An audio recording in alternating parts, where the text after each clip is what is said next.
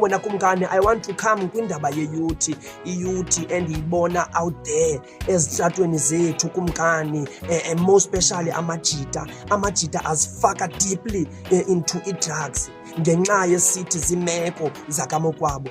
Yazi kumkani, as ikumkani okanye mandithi i-youth, indoda okanye ikumkanikazi ezelweyo kwelo khaya kube kukho ezo ngxaki, you have to be umntu wena ozaza ne-change. Ukungena okanye ube untyumpantyumpeka ukuziyobisa kumkani soze zize ne-change, uza kwenza worse. Ndiyanicela ke marasta athi ane-wisdom, niqiqe mani, youth maqiqwe, kufuneke wena kokwenu uze ne-change. Ndiyayazi ke sizelelwe kunje, sazalwa kunje, noomalume basweleke kunje, wena kuwe ufuna kuhlale kunje.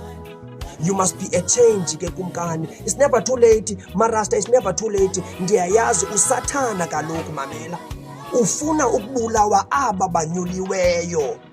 Ubulala wena kumkani kube eyazi uba ubuzaba yi-change kokwenu.